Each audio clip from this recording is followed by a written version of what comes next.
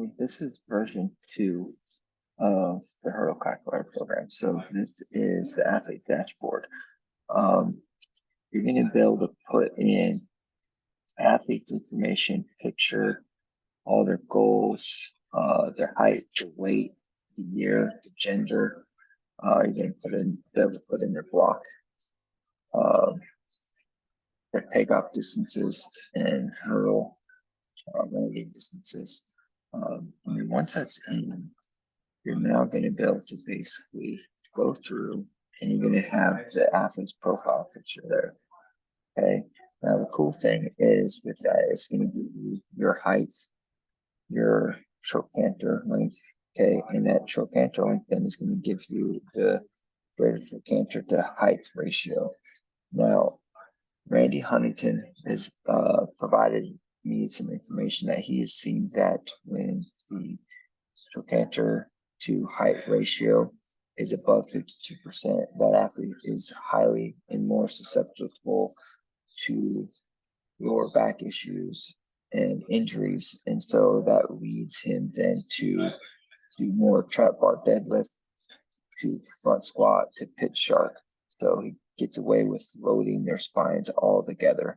So it gives a little info. Then it's going to give you your absolute stride length. For them, it's going to automatically tell you what their front and back block settings should be. And then it's going to have your hurdle takeoff distance for each athlete. Now, within that, the athlete board, you're going to have up top all the PRs that you entered in. And on top of that, it's going to then give you your suggested hurdle spacings for that performance goal PR. Okay. Same thing with the 300 hurdles and 400 hurdles. It's going to tell you what their splits need to be to reach that goal time. And then down below, your personal bests are going to basically show you their overall PR. And then each one is going to give you what their suggested practice hurdle spacing should be based off of that PR for hurdles 1 through 4, 4 through 7, and then 7 through 10. So basically your 3 zone hurdles. Okay. And then in the 300 and 400 PR section, it's going to give you what their actual splits were for the 150, 200, and second 150. And then it's also going to give you what their 150 differential percentage was and their 200 meter differential. Then you go down to your average, and this is where I feel this is key because now you're starting to see the rolling averages of their performances. So in that, of the rolling average is going to give you the average suggested practice spacing for that hurdler. Okay, it's going to give you their average splits of all their performances. It's going to give you the average hurdle air time and the average trail leg cycle. And then for the 3 and 400, it's going to give you their average performances and their average splits.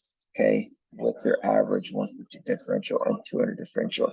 So I'm very excited about that. And then in the shorts hurdle calculator, I'm adding in where you select the athlete's name, the target goal is going to show up, and then it's going to automatically pull in the average suggested practice spacings based off of their average performance times.